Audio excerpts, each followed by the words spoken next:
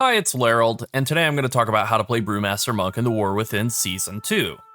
And just to kind of start off with a recap about how Monk has been throughout Season 1 of the War Within, Monk is the only tank I can't really recommend anyone play if you're a big fan of Mythic Plus.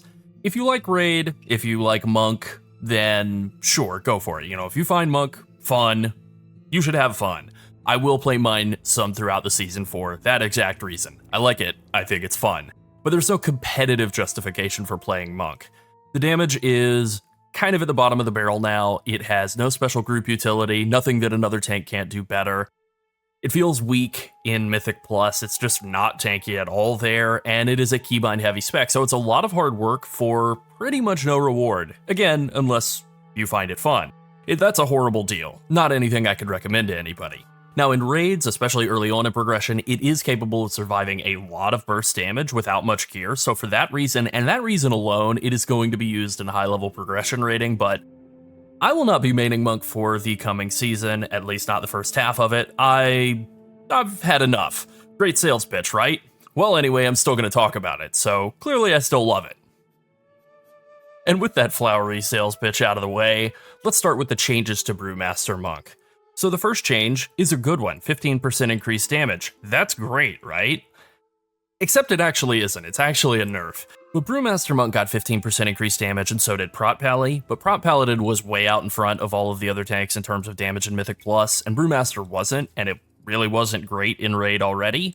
And every single other tank, as Blizzard noted here, every single other tank has also gotten damage buffs, and most of the other tanks got significantly more damage. Blood DK got 20% more damage, Vengeance Demon Hunter got 20, Warrior and Druid got 26, and then they also got more damage buffs on top of it. So Brewmaster Monk, even though this looks like a buff, has actually been nerfed pretty substantially. Nizal doing a little bit more damage and absorbing a little bit more damage is nothing. They could have tripled those numbers and it would have still been pretty bad, so the small set of changes here is absolutely nothing less than a 1% change, both offensively and defensively. And then finally, there was one quality of life change, and that is Purified Chi no longer has to stack up to 10 times to be a 200% increase to the amount of a Celestial Brew absorb. It now only has to stack to 6, and technically it's a 210% increase. Very minuscule difference, and Celestial Brew still feels very underpowered in the current state of the game in raid testing, so really it's just not all that great, and this has not done anything to fix Brewmaster's horrible situation defensively in Mythic Plus at all. Alright, now let's talk about another thing that's really underwhelming, and actually the thing that drove me away from Brewmaster Monk in the coming season, the tier set bonus. So the 2-piece bonus for all of the tanks works exactly the same. You have a chance when you take damage to trigger a proc that gives you your shield wall. So for Brewmaster Monk, it's Fortifying Brew, and then you also get a 15% damage bonus after that proc has occurred. Not after it fades, like when it occurs, you then get a bit of a damage bonus. Cool. So this is a 1 proc per minute proc rate for most of the tanks. I think for Brewmaster it might be 2, although that might be a data mining error, I don't really know. But the one positive of it is that if I pull up the talents here, you can take things like Fortifying Brew Determination and Fortifying Brew, or Iron Shell Brew rather, to like give yourself more value out of Fortifying Brew, and those procs from the tier set bonus will actually inherit those talents. So your Fortifying Brew will be stronger, but it's still a random shield wall proc. You might take like a tick of damage from a raid boss that just pulses raid-wide damage and isn't hitting you, and boom, now you have shield wall. Who cares? Do not like this 2-piece at all, and it's the same 2-piece for every tank, so really underwhelming. But there is the damage component, so you still want to get it. It's worth giving up the old 4-piece to get the new 2-piece, just because of the increase in item level. Where things are kind of disappointing for me, actually very disappointing, is the 4-piece. It makes it so that when you get that 2-piece proc, your next 2 blackout kicks will do extra damage and also have a shorter cooldown. This is rotationally kind of disruptive, kind of irritating. It basically makes it so that as soon as that proc occurs, you blackout kick, Tiger Palm, blackout kick, Tiger Palm, and that can just be kind of janky in terms of energy consumption. It's a lot less fun than the free keg smash casts that you got out of the old 4-piece. But there's also a bug with it, a really nasty bug, and that overlaps with this talent, Shadowboxing Treads, which you absolutely should take in 100% of situations. It makes your blackout kick hit 3 targets instead of just 1, and that makes the 4-piece just consume off of the first blackout kick. So you press blackout kick once, And if you're fighting more than one target, it consumes both procs. That is awful. So hopefully that bug will be fixed at some point, but it has been reported throughout the entire PTR and wasn't removed. So, I mean, it might just be intended. Either way, really underwhelming tier set bonus, really not a huge fan. It does have one upside, and that is that it removes the dominance that Shadowpan has had, and just to kind of transition into the next section of the video here. The old 4-piece, and the old 2-piece for that matter, gave you a lot of extra keg smash damage, and that's synergized really, really beautifully with these two talents from Shadowpan, one versus many, and efficient training. Both of these just give you more keg smash damage. Efficient training also gives you some cooldown reduction and, you know, like more Tiger Palm and spinning crane kick damage as well, but really just like more keg smash damage. That was the main appeal of both of these.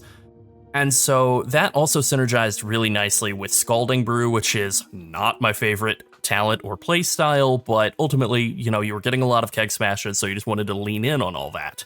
So with that going away, Master of Harmony is a lot more competitive now, and so is Salsalabim's Strength. These are both playstyles that I prefer. I just like Master of Harmony a little more in terms of numerical output, competitiveness, playstyle with each other.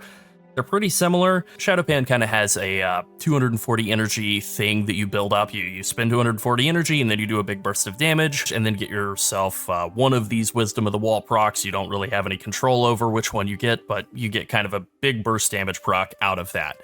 Pretty simple, kind of unintrusive. You can play around it a tiny bit, but not really all that much. It basically just boils down to if you play your rotation, you'll get some extra damage. That's kind of it. There is one big defensive bonus out of Shadowpan, which is Predictive Training. You kind of just have pretty high uptime on this, not quite 100%, but in Mythic Plus, pretty high uptime. In Raid, not so much, but it's 10% damage reduction. You know, it ain't bad. Master of Harmony is quite a lot more complex, and this is kind of why I liked it more. It felt like more to do. It felt like I was accomplishing more, even if I was really just kind of doing the same amount of work for less return in the end. But the way it works is, as you deal damage, you store up Vitality into a buff on yourself. When you press Celestial Brew, that Vitality gets turned into a damage over time effect that is based off the damage you do while Celestial Brew or while that buff is active. It's like a 10-second window that effectively just boils down to build and burn windows. And so ultimately the way that this works is you kind of build up damage outside of the Celestial Brews and windows, and then you burn it out once you press Celestial Brew. So because you can burn out all of that damage before that 10 seconds has elapsed, you kind of have this initiative, or this incentive, I should say, to pop your Celestial Brew and then burn a bunch of offensive cooldowns to shorten that burn window so you can be in the build window longer. This will result in more damage over the course of a fight, but it's not a huge difference really. And then just as kind of good, like, bad luck protection here, you have Purified Spirit that if you were to hit the end of that window and not burn out all of the damage, you will then split that damage across all nearby enemy targets once that 10-second window expires. Now, this does mean you need to be in melee range, so you need to, like, not Celestial Brew as you're running out. You know, there are a couple of little, like, things that can be more complex to play in terms of doing Master of Harmony correctly, but on the positive side of things, you get Celestial Brew and extra charge, which does feel pretty good, and then you get more stagger purification out of Purified Brew thanks to Mantra of Purity, and that gives you, like, a good bit more control over the damage intake. You definitely feel like you have more control over the damage intake with Master of Harmony, even if it winds up being pretty comparable to Shadowpan in the end. In terms of talents, nothing has really changed in the past patch, so I would say the only thing that's really, like, different from how the class played in Season 1 is that Scalding Brew, if you're still using the old tier set bonus, you should probably still run Scalding Brew and Shadowpan, and that is what I would do. Like, that is my current Mythic Plus setup is exactly like this, but if you're moving on to the new tier set bonus, then you can swap over to Master of Harmony. I find that it gave me a little bit more defensive control in Mythic Plus. It did feel a little less flimsy, and then Salsalabim's Strength will also just be a little bit better in Mythic Plus. There will be fewer gaps in uptime. You'll be able to maintain Charred Passions more easily and make more effective use of that. If you're doing high-level Mythic Plus, taking a lot of damage, and you're in high stagger pretty often, you can actually run Dragonfire Brew, and this will result in a little bit more damage out of your Dragonfire Brew, your high-level stagger will increase that Dragonfire Brew damage to be a little bit higher than Charred Passions, but it does require taking a lot of damage all the time.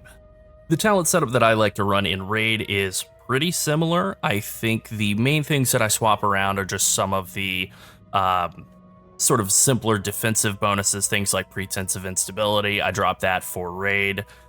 And I take Call to Arms for a little bit more burst damage. This is very small, less like maybe not even 1% more damage. So if you're doing anything progression oriented, you can put that point into Ox Stance to give yourself a little bit more burst damage protection. This is really good on Queen Ansarek. It'll be really good in Mythic Raid progression in the coming tier for sure.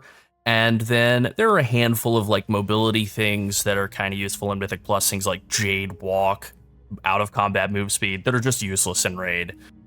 I think the one thing that I really like to keep in all of my talent setups as a Brewmaster is Hasty Provocation, that 50% increased move speed on taunted enemies, whether you're in Mythic Plus and you interrupt an enemy and then taunt them to make them move quickly with you, or if you're just trying to move a boss quickly in Raid. Either way, I always like to have this. And then pretty much everything is still the same.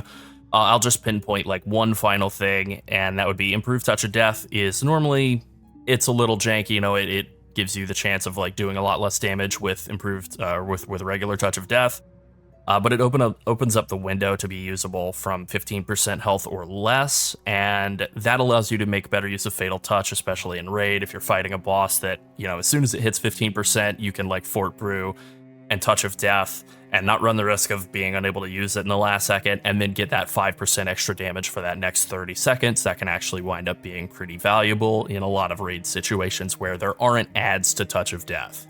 In terms of the rotation, it's still pretty much the same as it has been. You are playing around Blackout Kick, and you are going to want to use Blackout Combo, so you're going to want to use Blackout Kick pretty much on cooldown from the start of every fight until the end of every fight, and you're going to want to use all of those Blackout combos on Tiger Palm, always. Now, if you have Rising Sun Kick available, you can weave that in between the Blackout Kick and the Tiger Palm, that's fine, but you just don't want to be wasting your Blackout combos on like Keg Smash or Breath of Fire.